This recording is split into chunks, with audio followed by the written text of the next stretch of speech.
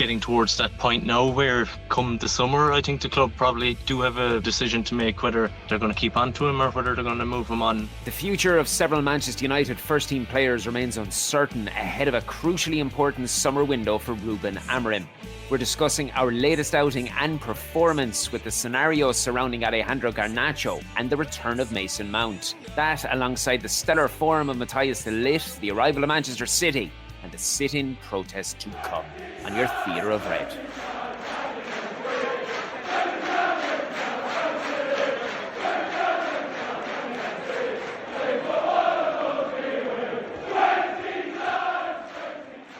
Defeat at the City Ground may have put the brakes on a hint of momentum that Manchester United were building before the international break. But with the 196th Manchester derby looming large, Ruben Amorim and his men have no time to feel sorry for themselves as we dig further into the business end of this traumatic season. We're keeping matters in-house today, ladies and gentlemen, with the rarity of being able to focus predominantly on football for once. And joining me to unwrap our current predicament ahead of Sunday's derby is Theatre of Red writer and my good buddy, Jerry Kelleher. How is everybody in Cork on this sunny afternoon, sir? Very well now, Shaun. Thanks for having me back on. Hope all is well with yourself. Well, I'm still breathing anyway, so that's half the battle. It would have been a little bit better if we'd taken 3 points during the week. But having entered the international break with back-to-back wins against Real Sociedad and Leicester and scoring 7, I think we were kind of beginning to threaten to look like a side embracing Ruben Amorim's system. In all honesty, if we were going to lose this game of football in any way, I'm pretty confident that that was the manner it was going to happen. Complete domination of the football, multiple opportunities to score, and various passages of play that offered plenty of promise, only to be undone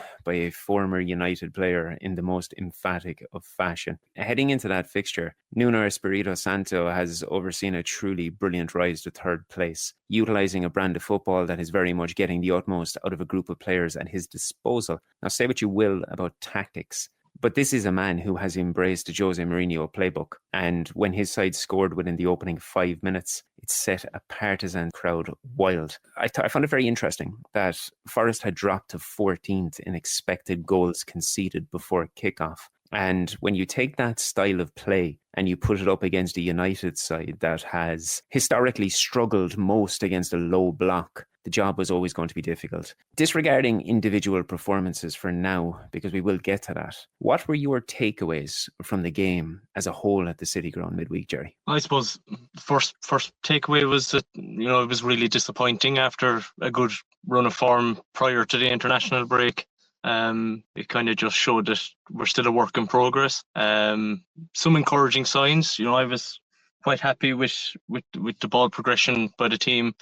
I thought we had some good patterns of play, and you could kind of see some of Amorim's kind of style, I suppose, and some of his fingerprints on the game plan. But again, it was the old failings that have come back to bite us so much this season. Conceding an early goal, how many times have we done that since Christmas? Even we've been conceding a lot of early goals, and I suppose if anyone was going to score, it was Anthony Elanga. It was kind of written in the stars. I'd seen a lot of talk online this season of United fans in particular saying, he'd be better off in Manchester all the time, and he shouldn't have left and shouldn't have been sold. But hindsight is a great thing, and at the time he wasn't really breaking into the team under Ten Hag, and I thought it was probably time for him to leave and develop as a player like he has done. And for us, United needed the cash at the time, so it was probably the right decision in the end. So I don't know. It's a funny one. You would have been hoping for us to kind of kick on and get a result. And while it was frustrating to lose the game, I still came away with plenty of positives because I thought we played okay. It was just that caught by that goal, that one moment of I suppose, a lapse in concentration. It was probably Forest's only real chance of the game. I thought we defended well after that. I don't even know if I would consider it a chance, as you said. It was just genuinely a moment of individual brilliance. That's to go counter-attack, wasn't it? Yeah. A sublime counter-attack. It really highlighted his strengths in one passage of play. And even though there's so many different things we can unravel about the game, you've touched on Elanga, so we'll stay with him. Given the amount of talk surfacing from that goal, or the 3 that Rashford has collected in his last 2 alongside the Spanish showing of Antony and Betis, the inevitability of revisionism is always going to surface, particularly with Manchester United. You're always going to have subsections of supporters unsure about why the trio were let go when the side continues to struggle in front of goal. I look at it though with the best of respect to any player who has moved on from Manchester, that there is a definitive difference in expectations when you're playing at Old Trafford, and the level of scrutiny and criticism is often way too much for too many people to take and too many players to handle. When you consider the likes of Anthony Elanga, who, credit to him, has come on leaps and bounds and he's developed a notable physique as well. He's a unit of a player now. I do believe that his skill set is ideal for a system like Nottingham Forest because he can utilise his pace and his physicality to break at will and to hit teams on the counter as he did against us and as they have done time and time again this season. It was interesting because when I was breaking down the game before it actually came to fruition, there was this unbelievable statistic that highlighted 71%, I believe, of Nottingham Forest games this season. The team that scored first went on to win the game in the Premier League. So it shows just how astutely they are envisaging that Mourinho handbook of getting a goal and getting 11 men behind the ball, because then you see the true characteristics and the nature of what that team is in being able to break from back to front in the blink of an eye. When you're looking at Elanga and how supporters are speaking about him, where do you stand on this glorious revisionism? When you really peel it back, Jerry, are there any players that have moved on in recent years like Elanga that you feel should still be playing their trade in the Northwest? Not really. For me, I think it was definitely the right decision at the time to let him go. He had kind of stagnated under Ten Hag at the time, and I can remember games where the same fans that are probably saying he should have been kept were kind of criticising him, saying he's not good enough and his touch isn't up to it, and just the usual harsh kind of criticisms. But he was a young player and he did show some glimpses of talent. But for me, I have no real regrets. I don't look back and say, oh, geez, why did we get rid of him? But as for players that have left in recent times, I don't think there's anyone that jumps off the page that we should have kept. No, there's no one coming to mind there now, actually. I think you're taking it from a logical standpoint because you're not utilising revisionism. You're not trying to rewrite history into something that it was not. Take Marcus Rashford, somebody that, as I've spoken about in this podcast, I've had the grace and the honour of being able to speak to. He's a lovely guy. He's come on there, he scored a brace in the cup, got a goal again last night. He is applying a certain level of football that Villa fans are embracing massively. And because of the fact that Manchester United are never going to refuse ink, it'll be portrayed that Rashford has grown to a new level. When realistically speaking, Jerry, he is more or less applying the same sort of level of output that he was at Manchester United in the run-up to him actually losing his place under Amorim for whatever occurred in the background. And this is the same level of performance that Manchester United supporters said was not good enough. People will forget that. They'll brush it under a carpet very, very quickly. It's as I said, the expectation at playing at Manchester United is far different than playing at Aston Villa. Rashford has been given the freedom to play his football at Villa in a manner that he doesn't have the shackles of Manchester United and Old Trafford and the cauldron and the melting pot of Old Trafford and the media surrounding it, really restricting what he is able to do. Often footballers go on, like as I said with Antony and Betis, he looks like a player reborn, and it shows the different dynamic that you're playing with from England to Spain, and as Amorim mentioned, the physicality and the difference in both teams. I agree with you. I think it's very easy to rewrite history and to use false hindsight to say that this individual should be here and he should be doing better. As you mentioned in your talking points about Elanga that was released, he was let go at a time when he more or less stagnated, as you said, and the club needed to get that money to be able to invest it into recruiting into the squad and bringing in other players. Now, you can say whatever you want about the players that have come since then, but it was the correct thing to do at the time. Just shifting away from the revisionism and looking at the game, it was a fixture where United finished with 68% possession. They earned 10 corner kicks and attempted 23 shots on goal. You don't see that very often when there is a side visiting a team that's in the top 3 in the Premier League and they're the away side. Notably, Alejandro Garnacho attempted 6 of those, with none hitting the target. Additionally, the attacker attempted 7 crosses and he failed to hit a teammate with 1 of them. I say this because it's not an isolated incident. And for me, it's not surprising for a player who is developing more than a hint of a reputation of self-indulgence with a side order of petulance.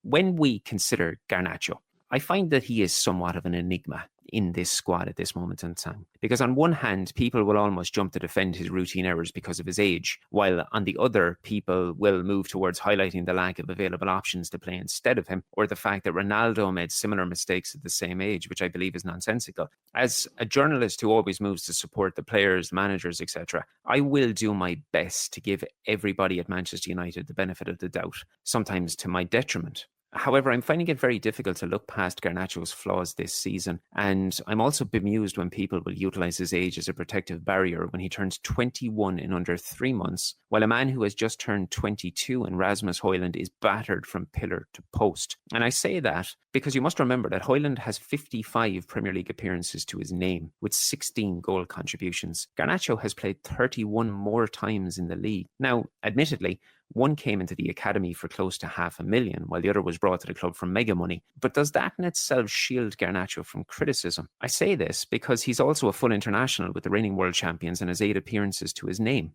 I published an article several months ago that focused on our attack throughout last season's Premier League and the chances taken by our frontmen. Højlund had attempted 38 shots on goal, Rashford took 62, and Garnacho attempted 100, which is literally the same as the other two combined. Yet, he only matched Rashford's output with 7 goals and he trailed Højlund by 3. I think it's also noticeable that he tends to prioritise his shot over anything else when he's playing on the left side of an attack, probably because of a complete lack of confidence on his left foot, while we do notice an entirely different player when he's playing out on the right, largely for the same reasons. And while that in itself is probably more of a fault on Ruben Amorim for not moving to alter his standing when on the field, I do think that there's far too much that is being overlooked for reasons that I can't understand. But I will ask, Jerry, when do we stop ignoring everything from social media petulance that arises due to non-selection or substitution, or the largely underwhelming performances from a player that maybe holds himself higher than his ability actually allows? I think it's getting towards that point now where come the summer, I think the club probably do have a decision to make whether they're going to keep on to him or whether they're going to move him on. Now, I would be a little bit reluctant to go in too hard on Garnacho because, you know, like I know we've said already that he is moving on towards the age of 21, but he comes across as a kind of an immature character. Now, obviously, don't know the personal ins and outs of his personality, but like he probably does have a lot to learn. He definitely has a lot to learn on the pitch. Like we've said about him not releasing the ball and being a little bit selfish at times, but I don't know, like I think I'd keep him for another season. I think I'd be leaning towards that. I know I've spoken to people and they said they'd sell him, try and reopen talks with Napoli, and let him go and take the cash. I know with PSR and stuff that might be a tempting prospect for the club as well, but that's probably another debate in itself. But he is a player that not so much has disappointed me in his development, but I suppose I did think that when he first burst on the scene, he was a real game changer. He was positive and almost electric when he was on the ball, especially when he came off the bench. And I do think his best sort of role at the moment would be as a bench player. Bring him on half an hour, 25 minutes to go if you need a bit of spark. He's still quite good at that. I find he's better off the right side. There, like you said a while ago, there's less inclined. He's less inclined to shoot in off his left, and he crosses the ball more, which would benefit someone like Højlund in the box or Xerxes or whoever.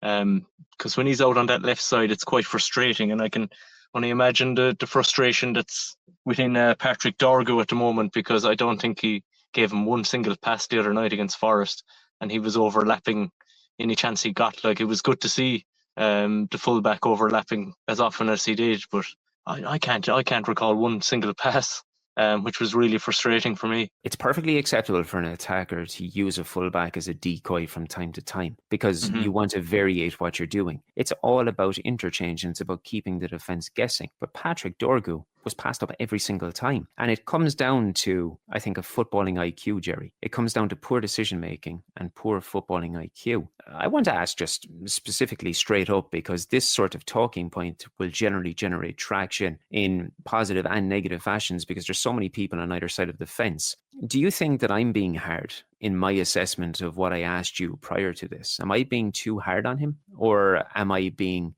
pragmatic about what we're seeing develop on a daily and on a weekly basis? No, I don't think so. It's a valid debate, like, because if you go back to Amorim's system, even Garnacho does look a bit of an awkward fit, I suppose. You'll be thinking, is there a proper role for him moving forward? Will we see Amorim bring in someone, a specialised number 10? Because at the end of the day, Garnacho is a winger. I know he's still young and he can learn the role a bit more, but that is a debate to be had as well. As regards to the IQ situation, there is a few players in the squad that you could lay the same claim toward, and Garnacho is definitely one of them. Now, as you said, approaching 21 years of age, the penny should be starting to drop, and he should be having that kind of self-awareness to improve as a player, know where your strengths lie and where your weaknesses lie, and just try and kick on and become a better player for Manchester United. So there is a slight touch of frustration. Now, again, we always go back to it. He is a young lad. He has a lot to learn.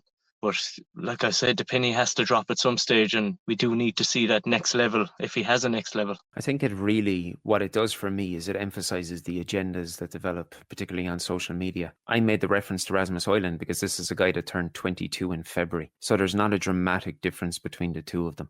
And Højlund has pretty close to half the playing time in the Premier League that Garnacho has. People need to be a little bit more balanced in how they're looking at these scenarios and looking at these equations. And they need to let personal opinion just pass them by a little bit and be pragmatic when they're looking at the situation. But you're speaking about a specialised number 10. And one man that may alleviate the bulk of this conversation did finally return to competitive action against Forest following another prolonged period on the physio table in Mason Mount, Jerry. It is fair to say that his transfer has been one of the most forgettable in recent memory, given the lack of playing time and the amount of injuries that he has picked up. However, we are all aware of the quality that he possesses. And given the continuous public admiration from Amorim regarding the former Chelsea man, it would appear that it's almost a foregone conclusion that a fit Mason Mount will occupy one of those two number 10 positions in this time. Even in the very limited time that we saw him at the City ground, he actually came closest to levelling affairs within seconds of making his way onto the field. Ironically, he collected his latest setback against Manchester City in December. This Sunday might just come a little bit too soon for a start,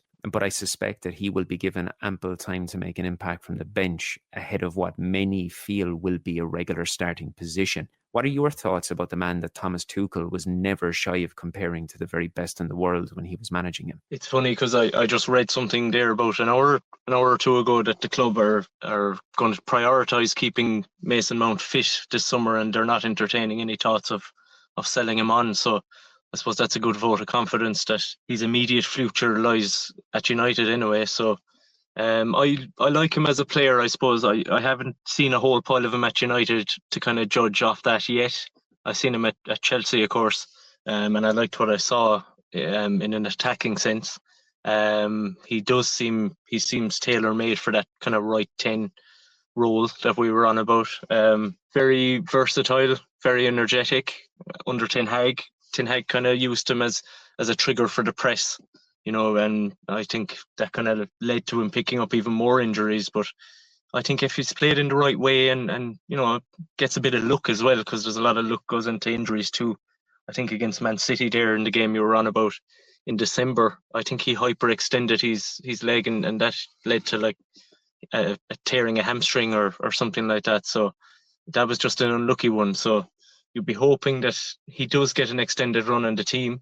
There's a player there. Now, looking at the signing on the whole, I suppose you have to say that it has been a failure. Speaking at right now, it has been a failure.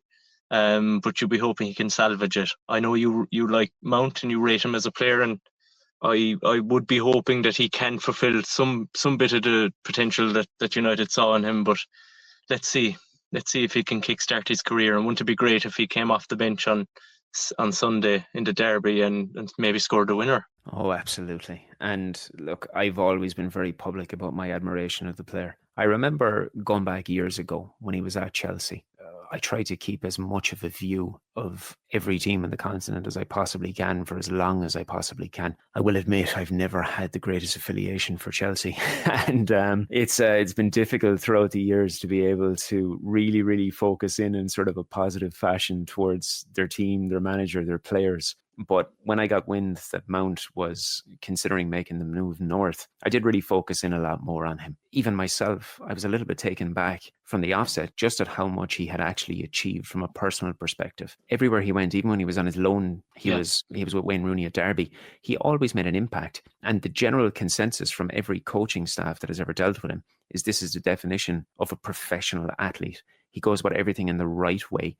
And he is an absolute joy to have around on a training field in the dressing room, not to mention the level of quality that he has. And he's got an engine for days. That's the most fundamental factor here, that when he is fit, he is able to run. Now, you mentioned, I suppose in the grand scheme of things, that the transfer itself has been a failure, and it's impossible for me to debate that, because ultimately you're paying significant money for a player who has had very, very limited time and availability to be able to play. A good buddy of mine, Mr. Murphy from Simply Red, I've had many, many conversations with him throughout the years about the suitability of Mount for our team and the suitability of Mount as a player, and I would love nothing more. And despite the conversations I've had with Mr. Murphy, I'm sure he would absolutely be the first to stand up and applaud if he came off the bench and hit that winner. Ahead of that arrival of City on Sunday, there is a sense of unknown, I suppose, Jerry, about how this is going to play out. United have won 2 of the last 3, with victory in the FA Cup and last time out in December with Ahmad, the star of the show on that particular occasion. The defeat obviously came via penalties in the Community Shield in a game that the Reds let get away from them at the end.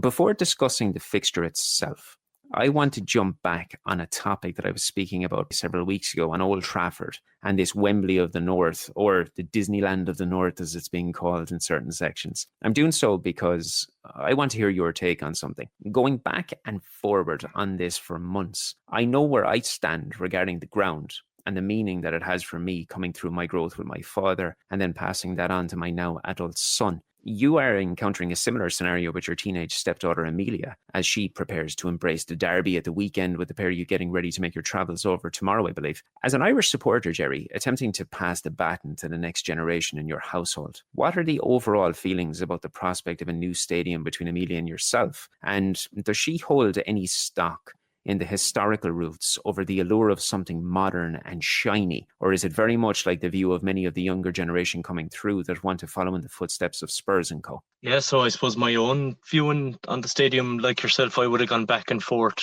for years. Like there's been murmurings of a possible new stadium, particularly in the last year and a half with the whole takeover situation.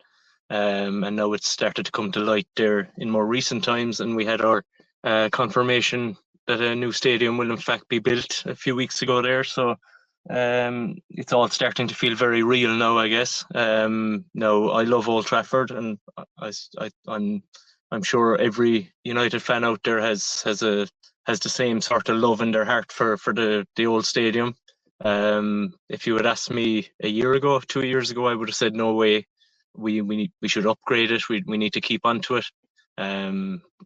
When I see Old Trafford, when I'm there as a fan, or even when I see pictures of it, my eyes light up. It's just a special place, and it'll always have a place in every United fan's heart, I think, as well. But like I guess moving with the times, I suppose a new stadium is probably the only viable way to go.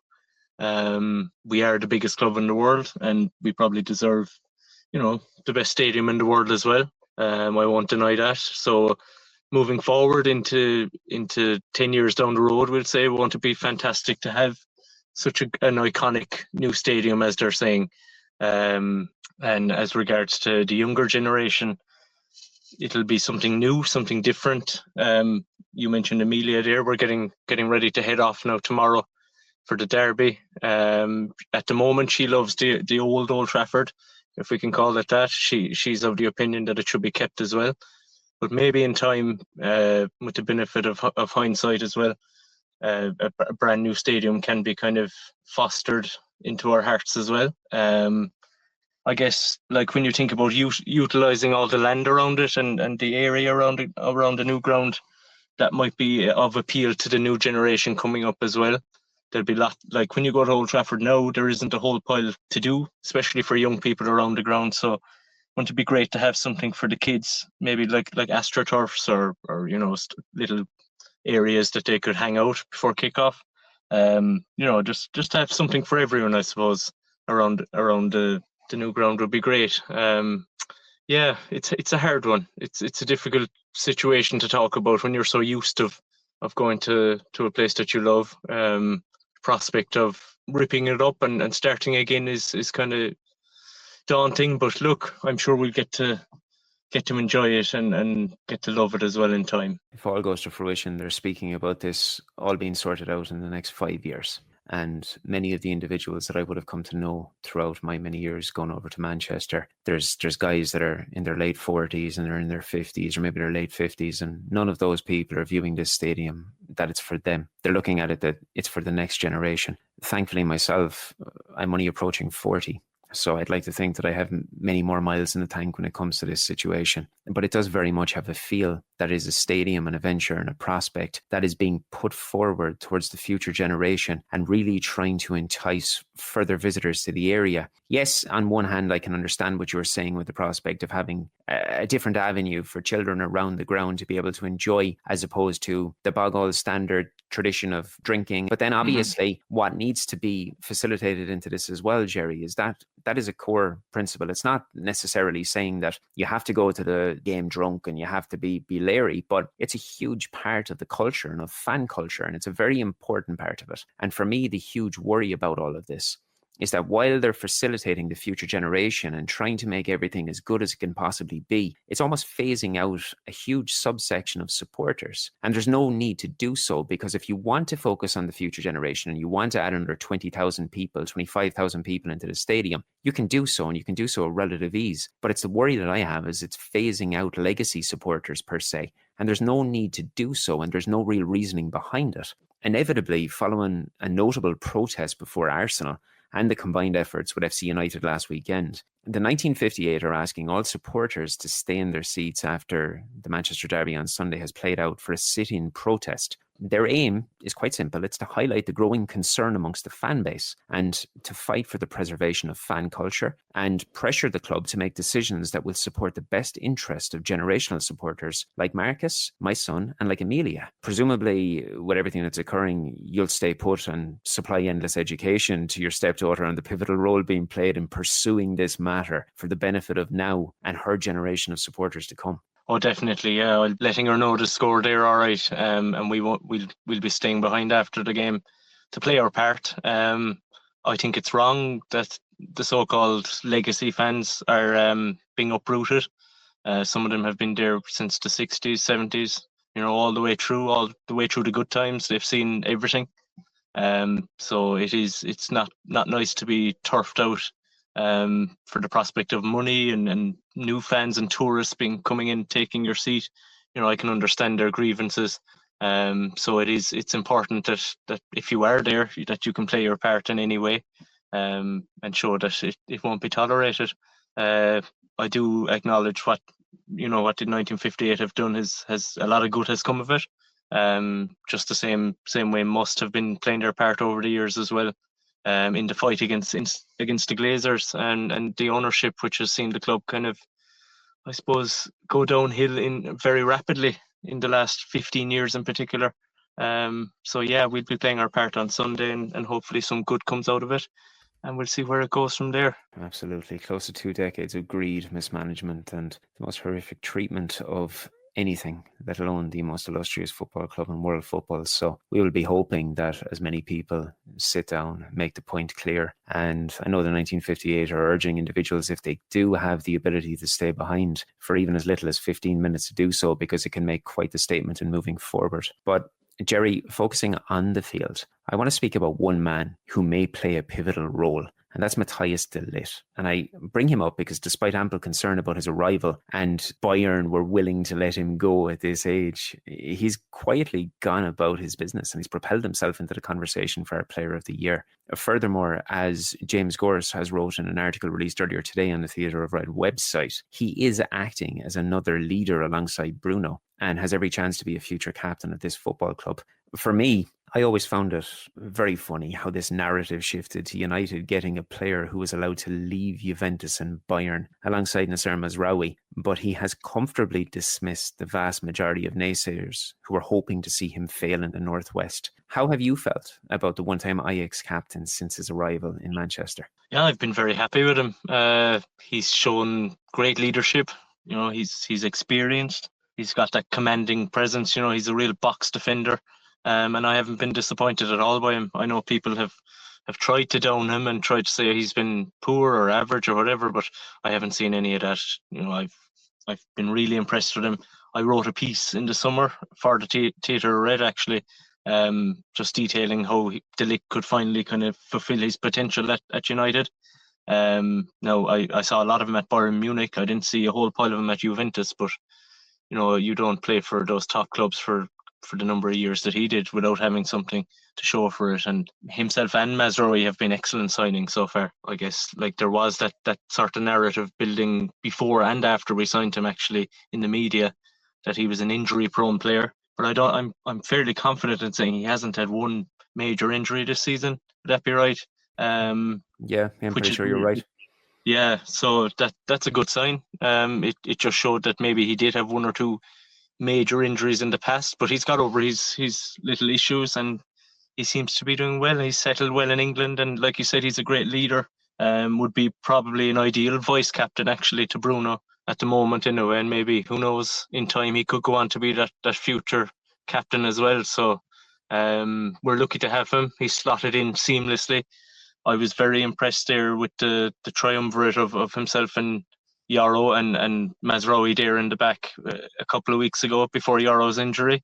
So yeah, impressive signing, and hopefully he can keep up the good form. Whenever you want to assess this squad and the areas of concern and where we need to bolster, our central defensive options are certainly not there. We have an abundance of talent. Matthijs de Ligt is very much at the fore there, alongside, as you said, impressive youngsters in Lenny Yoro and Aidan Heaven. Out wide then, obviously, key in this 3-4-3 is our wing-backs. Another man that will attract the gaze of many, while hoping to receive a little more of the football in the attacking third, as you said, is Patrick Dorgu. His arrival offered more than a little glimpse about what Amorim is trying to achieve, the calibre of player that he wants to bring to the football club. Defensively, he's been largely sound. His absence was really missed following his red card against Ipswich. In the attacking end, he never stops running or offering himself as an outlet in the final third, albeit Garnacho did come in for quite a lot of scrutiny for seemingly ignoring him throughout the Forest defeat the other night, as we've already spoken about. Considering the long-term injury to Luke Shaw,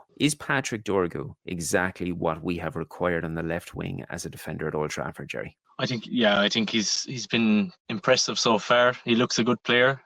He's young, but he's got good attributes. His characteristics are kind of suited to Amorim's system, I think. Like you said, he never stops running. He's definitely not the finished article. I think we saw that against the other night against Forest in particular. He was kind of sloppy with his passing, but those are things that can be improved on and worked on.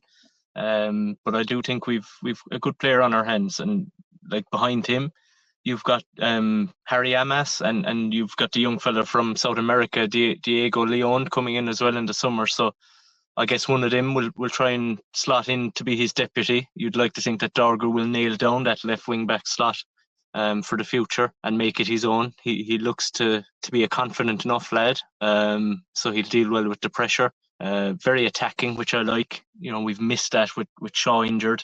It's all well and good sticking Dallo or Mazraoui over there, but those lads are more defensively minded defenders, if that makes sense. So it was a breath of fresh air for me to see Dorgu come in and start running at defences and overlapping his winger. So it was nice to for a change to have that in the team.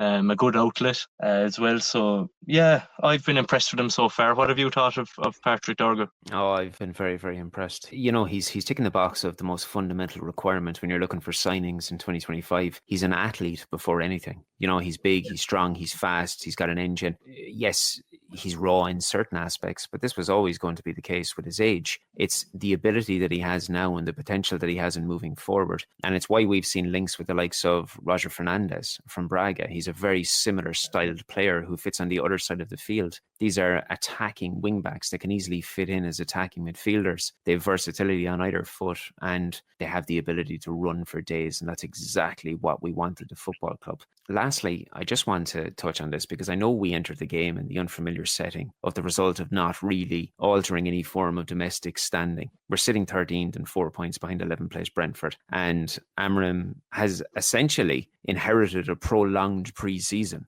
in which he can iron out the kinks in the squad, develop continuity, and crucially, I think build a sense of confidence ahead of the trip to Lyon on Thursday week for the opening leg of our Europa League quarter-final. That said, any Red who doesn't want a credible showing and 3 points against City is following the wrong team and the wrong sport, and I would be dumbfounded if the players are not eager to atone for Tuesday's defeat. Ironically, Jerry, I feel that fixtures of this magnitude against a top-tier opponent generally suit the squad better than a possession-based trip to Forest currently. And despite the issues that we saw at the City ground, Old Trafford will be expecting on Sunday. How do you see it all playing out? What's your guess at what you're going to see? I don't usually like making predictions, but I've had a good feeling about this all week actually, and it's not just the fact that I'm going to be there. But I reckon we'll give them a good game, and I won't be surprised if we beat City. You know, I know they won at the weekend in the cup, and they added to that as well the other night in the league, but they're missing Haaland, which is a plus for us. I know they've got the new striker in Marmoush. He looks a bit of a handful, and he'll offer a different threat to what Haaland usually does. So, I do. I'm confident enough, which is saying something with us this season. Physically, I think we might just have the edge on them. They haven't looked the same under Guardiola this year, which is surprising. You know, I know they've been without Rodri. But the way they've dropped off has been frightening, really. Unfortunately, it has opened the door for Liverpool to come in and win the league, but the less said about that, the better for today, in a way. But I'd be confident enough. I'd be hoping maybe for a 2-1 victory and possibly Mason Mount to get that winner off the bench. Well, now, ladies and gentlemen, if you ever needed the perfect prediction to go and have a little fun ahead of that 2-1 Mason Mount winner, you've heard it here at the Theatre of Red. Jerry, as always, it is a pleasure to chat with you, my man. For any of the listeners who are not yet acquainted with your work, how can they get in touch with you, sir? You can follow me on Twitter at Jerry Kelleher 10 or on Facebook, Jerry Kelleher, or I also run a Facebook profile called Cork Reds. So give that a follow for all your nostalgic needs. Plenty of Fergie era content on there daily. So give that a like or a follow. It's Cork Reds.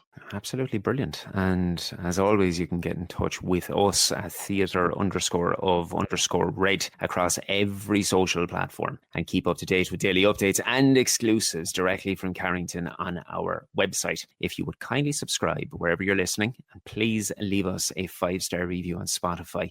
I promise it literally takes 2 seconds. We will be back next week to digest the events of the Manchester Derby ahead of a trip to France. As always, thanks for tuning in. Have a great weekend.